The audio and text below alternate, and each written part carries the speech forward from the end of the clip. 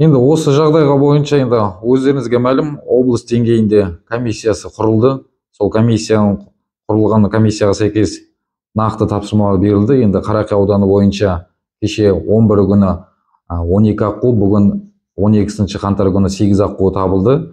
Енді сол аққуларды өзі бекітілген бізде Құрық ауылында мал қорым бар, сол мал қорымына жойылды. Ендігі таңда сол теңіз жағалауын аралау арқылы тағы да қарастырып іздестіріп жатыр. Енді табылған бойдан жойылып жатыр. Енді бекітілген өзіміздің іс-шарамыз бар. Сол іс-шараға сәйкес жергілікті атқарушы орган бірінші теңіз жағалауын іздестіру арқылы табылған жағдайда жояды, бекітілгенге сәйкес.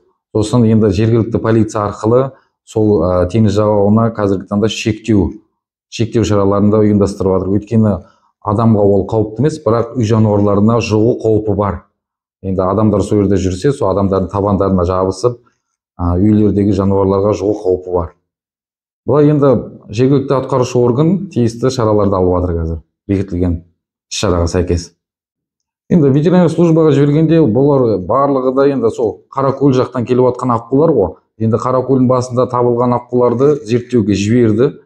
Енді сол Қаракөлден бері қарай келген аққулар біздің таңда енді ауданымызда ондай зерттеуге мүмкіншілік болмағаннан кейін біздер ары қарай жұғып кетпеу үшін ешқандай қауіпті шараларды ұйымдастыру мақсатында тек табылған жойып жатырық.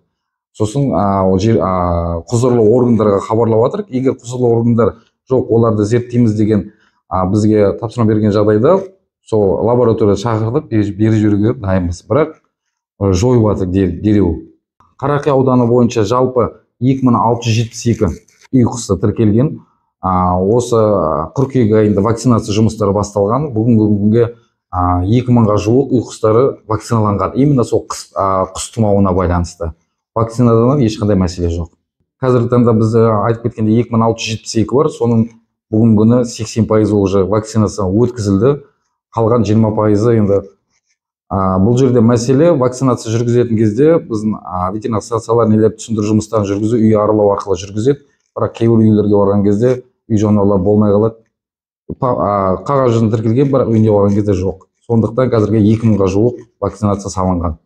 Меніңше құзырлы органдардың нақты шешімі шықпағанша ондай алаңдауға негіз жоқ деп ойлаймын. Түсіндіру жұмыстары жүргізіліп, енді әлеуметтік желіде барлық жерде шығып жатыр. Енді әлеуметтік желіге шыққаннан кейін дереу уже сол бойынша нақты мәліметі беріліп жатқаннан кейін ешқандай алаңдаушылық, ондай мәселе жоқ бүгінгі күні.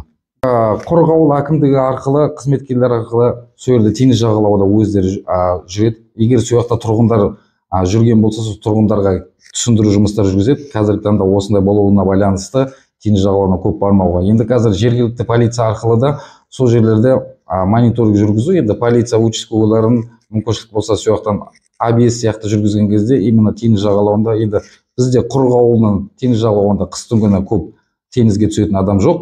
Бірақ енді сонда да Құрық ауыл әкімдігі бар, жергілікті полиция бар, сол арқылы тиісті шараларды ұйымдастырып жатырық. Енді қазіргі кешегі табылған құстарда енді сол тұрғындарымыздың көріп қалған, солардың келген шағымдарына сәйкес біздер тауып отырық. Өзіміздің де жаңағы Құрық ауыл акиматымен апход жасаған кезде табылып жатыр. Тиісті іс-шарасы бекітілді. Соған Құрық ауыл әкімдігі бар.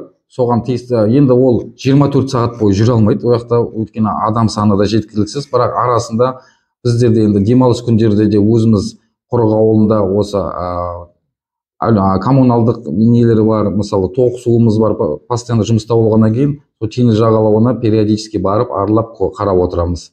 Құрық ауыл әкімдігімен 2-3 қызметкерлері бар, көлікпен қамтылған.